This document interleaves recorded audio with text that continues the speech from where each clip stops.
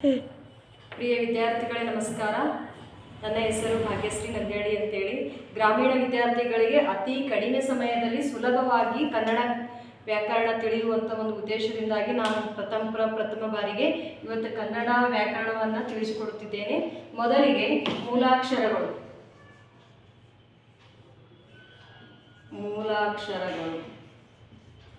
ನಮ್ಮ ಕನ್ನಡದಲ್ಲಿ ಒಟ್ಟು ಮೂಲಾಕ್ಷರಗಳು ಎಷ್ಟು ಅಂತ ಕೇಳಿದರೆ 49. ಒಟ್ಟು ಮೂಲಾಕ್ಷರಗಳು 49. ಕನ್ನಡದಲ್ಲಿ ಮೂಲಾಕ್ಷರಗಳು ಮೊದಲ ಬಾರಿಗೆ ಎಷ್ಟಿದ್ದವು ಅಂತ ಕೇಳಿದರೆ 53 ಮೂಲಾಕ್ಷರಗಳಿದ್ದು, ನಂತರದಲ್ಲಿ ಕ್ಷ, ತ್ರ ಮತ್ತು ಜ್ಞ ಎಂತಕ್ಕಂಥ ಅಕ್ಷರಗಳನ್ನು ತೆಗೆದು ಹಾಕುವುದರ ನಂತರ 50 ಮೂಲಾಕ್ಷರಗಳು ನಾವು ನೋಡ್ತಿದ್ವಿ. ಅದಾದಮೇಲೆ ಈ 50 ಮೂಲಾಕ್ಷರಗಳಲ್ಲಿ ರು ಎಂತಕ್ಕಂಥ ಒಂದು ಮೂಲಾಕ್ಷರವನ್ನು ತೆಗೆದು ಹಾಕುವುದರ ಮೂಲಕ ಈಗ ನಮ್ಮ ಕನ್ನಡ ಮೂಲಾಕ್ಷರಗಳಲ್ಲಿ ಒಟ್ಟು ಅಕ್ಷರಗಳ ಸಂಖ್ಯೆ ಎಷ್ಟು ಅಂತ ಕೇಳಿದರೆ 49 ಮೂಲಾಕ್ಷರಗಳನ್ನು ನಾವಿಲ್ಲಿ ನೋಡ್ತೀವಿ. ಈಗ ಎಲ್ಲಿಂದ ಎಲ್ಲಿಯವರೆಗಿನ ಅಕ್ಷರಗಳನ್ನು ನಾವು ಒಟ್ಟು ಕನ್ನಡದ ಮೂಲಾಕ್ಷರಗಳು ಅಂತ ಹೇಳಿ ಕರಿತೀವಿ ಅಂತ ಕೇಳಿದರೆ ಅದಿಂದ ಳ ಅಕ್ಷರದವರೆಗಿನ ಒಟ್ಟು 49 ಅಕ್ಷರಗಳನ್ನು ನಾವೇನಂತ ಕರಿತೀವಿ? ಕನ್ನಡ ಮೂಲಾಕ್ಷರಗಳು ಅಂತ ಹೇಳಿ ಕರಿತೀವಿ. ಅವು ಯಾವ್ಯಾವು ಅಂತ ಕೇಳಿದ್ರ ಆ, ಈ, ಉ, ರು, ಎ, ಐ, ಓ, ಔ, ಅಹ. ಇವುಗಳನ್ನು ನಾವೇನಂತ ಕರಿತೀವಿ ಅಂತ ಕೇಳಿದ್ರೆ ಸ್ವರಗಳು ಅಂತ ಕರಿತೀವಿ. ಒಟ್ಟು ಸ್ವರಗಳು ಎಷ್ಟದವ ಅಂತ ಕೇಳಿದ್ರೆ 13 ಸ್ವರಗಳು. ನೋಡ್ರಿ, ಈ ಸ್ವರಗಳಲ್ಲಿ ಮತ್ತು ಇವು ನಾವು ಒಟ್ಟು ಟೋಟಲ್ ಆಗಿ ಕನ್ನಡದ ಮೂಲಾಕ್ಷರಗಳನ್ನು ಎಷ್ಟು ವಿಭಾಗಗಳಾಗಿ ಮಾಡ್ತೀವಿ ಅಂತ ಕೇಳಿದ್ರೆ 3 ವಿಭಾಗಗಳನ್ನಾಗಿ ಮಾಡ್ತೀವಿ. ಎಷ್ಟು ವಿಭಾಗಗಳು ಅಂತ ಕೇಳಿದ್ರೆ 3 ವಿಭಾಗಗಳು. ಅವು ಯಾವ್ಯಾವು ಅಂತ ಕೇಳಿದ್ರೆ ಒಂದನೇದ್ದು ಸ್ವರಗಳು. ಮೊದಲನೇದು ಯಾವುದು ಅಂತ ಕೇಳಿದ್ರೆ ಸ್ವರಗಳು. ಎರಡನೇದ್ದು ಯೋಗವಾಹಕಗಳು.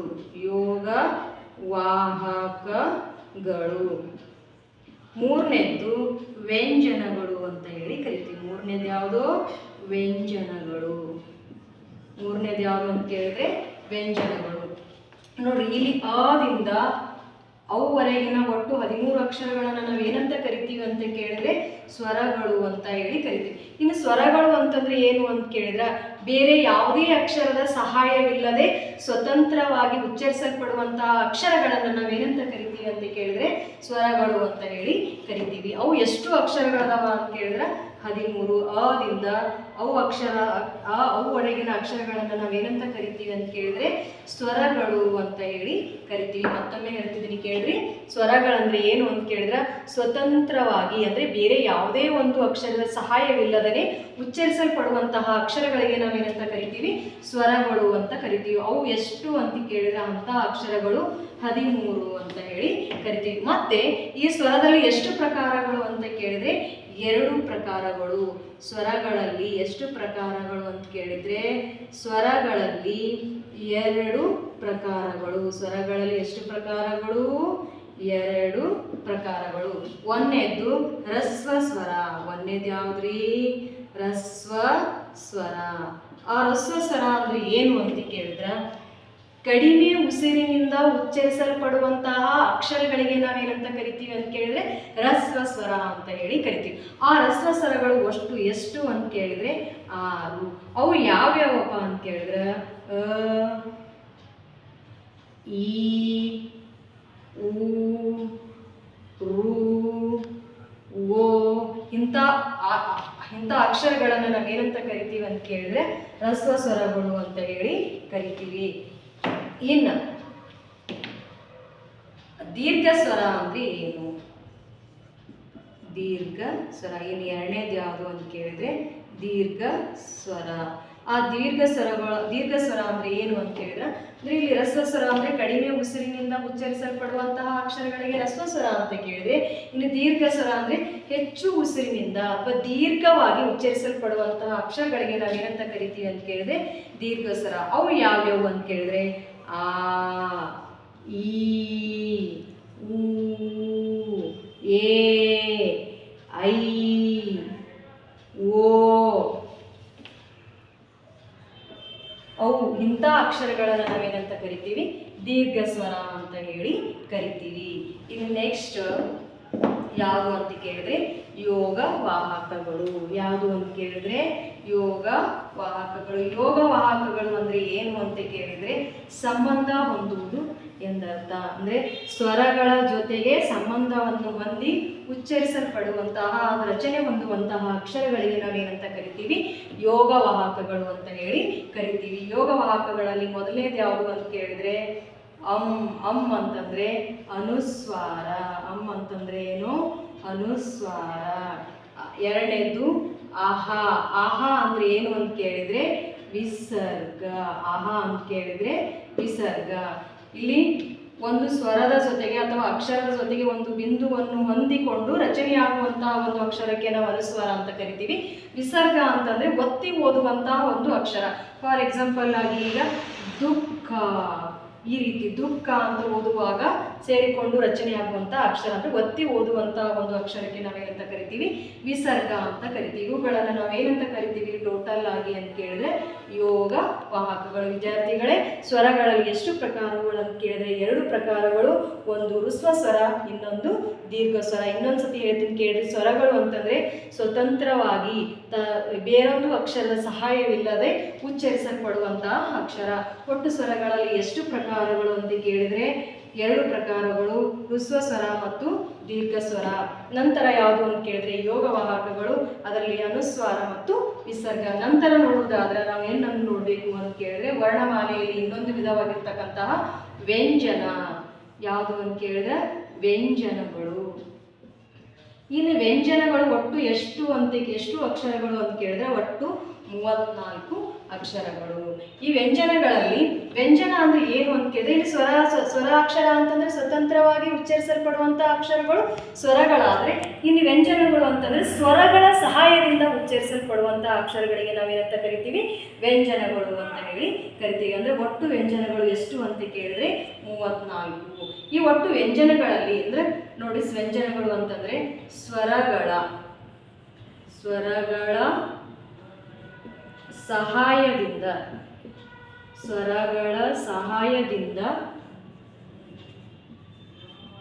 ಉಚ್ಚರಿಸಲ್ಪಡುವಂತಹ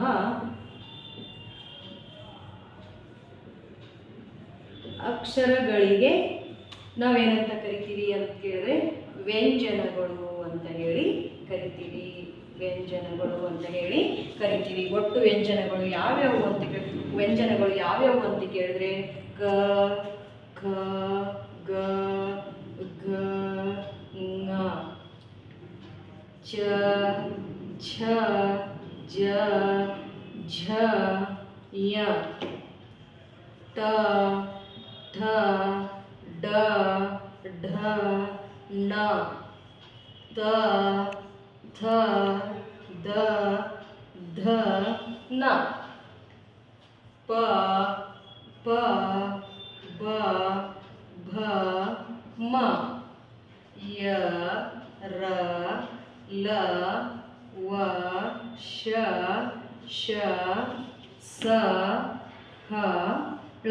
ಈ ರೀತಿಯಾಗಿ 34 ಅಕ್ಷರಗಳನ್ನು ನಾವೇನಂತ ಕರಿತೀವಿ ಅಂತ ಕೇಳಿದ್ರೆ ವ್ಯಂಜನಗಳು ಅಂತ ಹೇಳಿ ಕರಿತೀವಿ. ಈ ವ್ಯಂಜನಗಳಲ್ಲಿ ಮತ್ತೆ ಎಷ್ಟು ಪ್ರಕಾರಗಳು ಅಂತ ಕೇಳಿದ್ರೆ ವ್ಯಂಜನಗಳಲ್ಲಿ 2 ಪ್ರಕಾರಗಳು. ವ್ಯಂಜನಗಳಲ್ಲಿ ಎಷ್ಟು ಪ್ರಕಾರಗಳು ವಿದ್ಯಾರ್ಥಿಗಳೇ? ಎಷ್ಟು ಅಂತ ಕೇಳಿದ್ರೆ 2 ಪ್ರಕಾರಗಳು. ಎಷ್ಟು ಪ್ರಕಾರಗಳು? 2 ಪ್ರಕಾರಗಳು. ಒಂದನೇದು ಯಾವುದು ಅಂತ ಕೇಳಿದ್ರೆ ವರ್ಗೀಯ ವ್ಯಂಜನ. ಒಂದನೇದು ಯಾವುದು ಅಂತ ಕೇಳಿದ್ರೆ ವರ್ಗೀಯ ವ್ಯಂಜನ. ಇನ್ನು ಎರಡನೇದು ಯಾವುದು ಅಂತ ಕೇಳಿದ್ರೆ ಅವರ್ಗೀಯ ವ್ಯಂಜನ. ಎರಡನೇದು ಯಾವುದು? ಅವರ್ಗೀಯ ವ್ಯಂಜನ ಅಂತ ಹೇಳಿ ನಾವು ಕರಿತೀವಿ. ವಿದ್ಯಾರ್ಥಿಗಳೇ, ವ್ಯಂಜನಗಳಲ್ಲಿ ವರ್ಗೀಯ ವ್ಯಂಜನ ಮತ್ತು ಅವರ್ಗೀಯ ವ್ಯಂಜನಗಳು ಅಂತ ಕರೆದಾಗ, ಇನ್ನು ವರ್ಗೀಯ ವ್ಯಂಜನ ಅಂದ್ರೆ ಏನು? ಯಾವ ಅಕ್ಷರಗಳನ್ನ ವರ್ಗ ಮತ್ತು ಗುಂಪುಗಳನ್ನಾಗಿ ವಿಂಗಡಣೆ ಮಾಡಲಿಕ್ಕೆ ಬರ್ತದೋ ಅಂತ ಅಕ್ಷರಗಳನ್ನ ನಾವೇನಂತ ಕರಿತೀವಿ ಅಂತ ಕೇಳಿದ್ರೆ ವರ್ಗೀಯ ವ್ಯಂಜನ ಅಂತ ಹೇಳಿ ನಾವು ಕರಿತೀವಿ. ಯಾವ್ಯಾವು ಅವು ಅಂತ ಕೇಳಿದ್ರೆ ಕದಿಂದ ಮವರೆಗಿನ ಅಕ್ಷರಗಳನ್ನ, ಕದಿಂದ ಮವರೆಗಿನ ಒಟ್ಟು 25 ಅಕ್ಷರಗಳನ್ನ ನಾವೇನಂತ ಕರಿತೀವಿ ಅಂತ ಕೇಳಿದ್ರೆ ವರ್ಗೀಯ ವ್ಯಂಜನ ಅಂತ ಹೇಳಿ ನಾವು ಕರಿತೀವಿ. ಇನ್ನು ಅವರ್ಗೀಯ ವ್ಯಂಜನ ಅಂದ್ರೆ ಏನು ಅಂತ ಕೇಳಿದ್ರೆ ಯಾವ ಅಕ್ಷರಗಳನ್ನ ವರ್ಗ ಮತ್ತು ಗುಂಪು ಮಾಡಲು ಬರುವುದಿಲ್ಲವೋ ಅಂತ ಅಕ್ಷರಗಳನ್ನ ನಾವೇನಂತ ಕರಿತೀವಿ ಅಂತ ಕೇಳಿದ್ರೆ ಅವರ್ಗೀಯ ವ್ಯಂಜನ ಅಂತ ಹೇಳಿ ನಾವಿಲ್ಲಿ ಕರಿತೀವಿ. ಅವು ಯಾವ್ಯಾವು ಅಂತ ಕೇಳಿದ್ರೆ ಯ ಹಿಡ್ಕೊಂಡು ಳ ವರೆಗಿನ ಅಕ್ಷರಗಳು, ಯದಿಂದ ಳ ವರೆಗಿನ ಅಕ್ಷರಗಳನ್ನ ಅಂದ್ರೆ ಒಟ್ಟು 9 ಅಕ್ಷರಗಳನ್ನ ನಾವೇನಂತ ಕರಿತೀವಿ ಅಂತ ಕೇಳಿದ್ರೆ ಅವರ್ಗೀಯ ವ್ಯಂಜನ ಅಕ್ಷರಗಳು ಅಂತ ಹೇಳಿ ನಾವಿಲ್ಲಿ ಕರಿತೀವಿ. ಎಲ್ಲಿಂದ ವ್ಯಂಜನಗಳಲ್ಲಿ ಎಷ್ಟು ಪ್ರಕಾರಗಳು ಅಂತ ಕೇಳಿದ್ರೆ ಇವು 2 ಪ್ರಕಾರಗಳು. ಯಾವ್ಯಾವು ಅಂತಂದ್ರೆ ವರ್ಗೀಯ ವ್ಯಂಜನ, ಇನ್ನೊಂದು ಯಾವುದು ಅಂತ ಕೇಳಿದ್ರೆ ಅವರ್ಗೀಯ ವ್ಯಂಜನ. ವರ್ಗ ಮತ್ತು ಗುಂಪು ಮಾಡಲು ಬರುವಂತ ಅಕ್ಷರಗಳಿಗೆ ನಾವೇನಂತ ಕರಿತೀವಿ ವರ್ಗೀಯ ವ್ಯಂಜನ. ಆ ಒಟ್ಟು ಎಷ್ಟು ಅಕ್ಷರಗಳು ಅಂತ ಕೇಳಿದ್ರೆ 25. ಕದಿಂದ ಮದವರೆಗಿನ ಒಟ್ಟು 25 ಅಕ್ಷರಗಳನ್ನ ನಾವೇನಂತ ಕರಿತೀವಿ ಅಂತ ಕೇಳಿದ್ರೆ ವರ್ಗೀಯ ವ್ಯಂಜನ. ಇನ್ನು ಅವರ್ಗೀಯ ವ್ಯಂಜನ ಅಂದ್ರೆ ಅವು ಎಷ್ಟು 9. ಎಲ್ಲಿಂದ ಎಲ್ಲಿವರೆಗೆ ಅಂತ ಕೇಳಿದ್ರೆ ಯದಿಂದ ಳವರೆಗಿನ ಒಟ್ಟು 9 ಅಕ್ಷರಗಳನ್ನ ನಾವೇನಂತ ಕರಿತೀವಿ ಅವರ್ಗೀಯ ವ್ಯಂಜನ. ಹೆಸರೇ ಸೂಚಿಸುವಂತೆ ವರ್ಗ ಮಾಡಲು ಬಾರದಂತ ಅಕ್ಷರಗಳು, ವರ್ಗ ಅಂದ್ರೇನು ಗುಂಪು ಮಾಡಲು ಬಾರದಂತ ಅಕ್ಷರಗಳಿಗೆ ನಾವೇನಂತ ಕರಿತೀವಿ ಅಂತ ಕೇಳಿದ್ರೆ ಅವರ್ಗೀಯ ವ್ಯಂಜನ. ಇನ್ನು ಮತ್ತೆ ಮುಂದುವರೆದು ನೋಡ್ಬೇಕಾದ್ರೆ ಇನ್ನು ವ್ಯಂಜನಗಳಲ್ಲಿ ನೋಡ್ರಿ, ವರ್ಗೀಯ ವ್ಯಂಜನಗಳಲ್ಲಿ ಮತ್ತೆ ಪ್ರಕಾರಗಳನ್ನಾಗಿ ನೋಡ್ತೀವಿ. ವರ್ಗೀಯ ವ್ಯಂಜನಗಳು ಎಷ್ಟು ಅಂತ ಕೇಳಿದ್ರೆ 25. ಈ 25 ವರ್ಗೀಯ ವ್ಯಂಜನಗಳಲ್ಲಿ ಮತ್ತೆ ಎಷ್ಟು ಪ್ರಕಾರಗಳನ್ನಾಗಿ ಮಾಡ್ತೀವಿ ಅಂತ ಕೇಳಿದ್ರೆ 3 ಪ್ರಕಾರಗಳನ್ನಾಗಿ ನಾವು ಮಾಡ್ತೀವಿ. ಎಷ್ಟು ಪ್ರಕಾರಗಳು? 3 ಪ್ರಕಾರಗಳು. ಒಂದನೇದು ಅಲ್ಪ ಪ್ರಾಣ, ಒಂದನೇದು ಯಾವುದು ಅಲ್ಪ ಪ್ರಾಣ.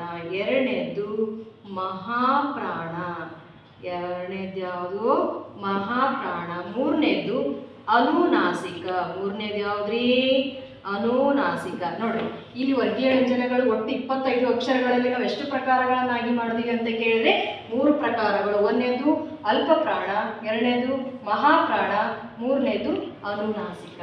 ಹೆಸರೇ ಸೂಚಿಸುವ ಹಾಗೆ ಅಲ್ಪ ಅಂದ್ರೆ ಏನು ಅಂತ ಕೇಳಿದ್ರೆ ಸ್ವಲ್ಪ, ಪ್ರಾಣ ಅಂತಂದ್ರೆ ಉಸಿರು, ಅಂದ್ರೆ ಅಲ್ಪ ಪ್ರಾಣ ಅಂತಂದ್ರೆ ಕಡಿಮೆ ಉಸಿರಿನಿಂದ ಉಚ್ಚರಿಸಲ್ಪಡುವಂತಹ ಅಕ್ಷರಗಳಿಗೆ ನಾವೇನಂತ ಕರಿತೀವಿ ಅಂತ ಕೇಳಿದ್ರೆ ಅಲ್ಪ ಪ್ರಾಣ ಅಂತ ಹೇಳಿ ನಾವು ಕರಿತೀವಿ. ಅವು ಎಷ್ಟು ಅಕ್ಷರಗಳು ಅಂತ ಕೇಳಿದ್ರೆ 10 ಅಕ್ಷರಗಳು. ನೋಡ್ರಿ, ವರ್ಗದ ಪ್ರಥಮ ಮತ್ತು ತೃತೀಯ ಅಕ್ಷರಗಳನ್ನ, ವರ್ಗದ ಪ್ರಥಮ ಮತ್ತು ತೃತೀಯ ವ್ಯಂಜನಾಕ್ಷರಗಳನ್ನ ನಾವೇನಂತ ಕರಿತೀವಿ ಅಂತ ಕೇಳಿದ್ರೆ ಅಲ್ಪ ಪ್ರಾಣ ಅಂತ ಹೇಳಿ ಕರಿತೀವಿ. ಕ, ಚ, ಜ, ಟ, ತ ಇವು ಪ್ರಥಮ ಅಕ್ಷರಗಳು ಮತ್ತು ಗ,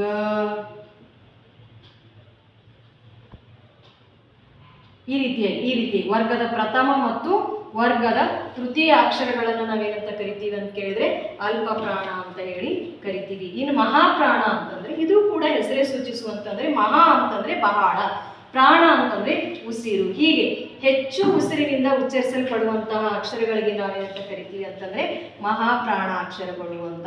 ಅವು ಎಷ್ಟು ಅಂತ ಕೇಳಿದ್ರೆ 10. ಅವು ಕೂಡ ಎಷ್ಟು ಮಹಾಪ್ರಾಣ ಅಕ್ಷರಗಳು ಎಷ್ಟು ಅಂತ ಕೇಳಿದ್ರೆ 10.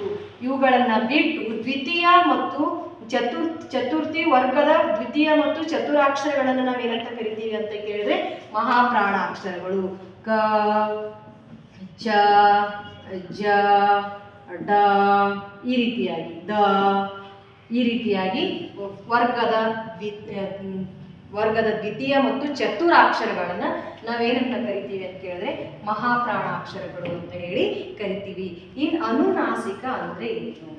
ಹೆಸರೇ ಸೂಚಿಸುವ ಹಾಗೆ ನಾಸಿಕ ಎಂದರೆ ಮೂಗು, ಅಂದ್ರೆ ಅನುನಾಸಿಕ ಅಂದ್ರೆ ಮೂಗಿನ ಸಹಾಯದಿಂದ ಉಚ್ಚರಿಸಲ್ಪಡುವಂತಹ ಅಕ್ಷರಗಳಿಗೆ ನಾವೇನಂತ ಕರಿತೀವಿ ಅಂತ ಕೇಳಿದ್ರೆ ಅನುನಾಸಿಕ. ಅವು ಯಾರು ಅಂದ್ರೆ ಂಗ, ಞ, ಣ ನ ಮ. ಈ ರೀತಿಯಾಗಿ 5 ಅಕ್ಷರಗಳನ್ನು ನಾವೇನಂತ ಕರಿತೀವಿ ಅಂತ ಕೇಳಿದ್ರೆ ಅನುನಾಸಿಕ ಅಕ್ಷರಗಳು ಅಂತ ಹೇಳಿ ನಾವಿಲ್ಲಿ ಕರಿತೀವಿ. ಇನ್ನು ಮುಂದುವರೆದು ಹೇಳಬೇಕು ಅಂತಂದ್ರೆ ಕ್ಷ ಮತ್ತು ಜ್ಞ ಅಕ್ಷರಗಳನ್ನು ಇವೇನು ಮಾಡಿದ್ರು ಅಂತ ಕೇಳಿದ್ರೆ ಮೂಲಾಕ್ಷರಗಳಿಂದ ತೆಗೆದು ಹಾಕಿದ್ರು ಅಂತ ಹೇಳ್ತೀವಿ. ಹಾಗಾದ್ರೆ ಇವುಗಳನ್ನ ಏನಂತ ಕರೀತಾರ ಅಂತ ಕೇಳಿದ್ರೆ ಒತ್ತಾಕ್ಷರಗಳು ಅಂತ ಹೇಳಿ ಕರೀತಾರ. ಅವುಗಳನ್ನ ಏನಂತ ಕರೀತಾರ್ರಿ? ಒತ್ತಾಕ್ಷರಗಳು ಅಂತ ಹೇಳಿ ಕರೀತಾರೆ. ಪ್ರಿಯ ವಿದ್ಯಾರ್ಥಿಗಳಿಗೆ ಇಲ್ಲಿವರೆಗೂ ಮೂಲಾಕ್ಷರಗಳ ಬಗ್ಗೆ ತಮಗದು ವಿವರವಾಗಿ ತಿಳಿದಿದೆ ಅಂತ ನಾನು ಅನ್ಕೋತೀನಿ. ಮುಂದಿನ ಒಂದು ವಿಷಯವನ್ನ ನಾನು ಮುಂದಿನ ಭಾಗದಲ್ಲಿ ಹೇಳುತ್ತೇನೆ ಅನ್ನುತ್ತಾ ತಮ್ಮೆಲ್ಲರಿಗೂ ಧನ್ಯವಾದಗಳು.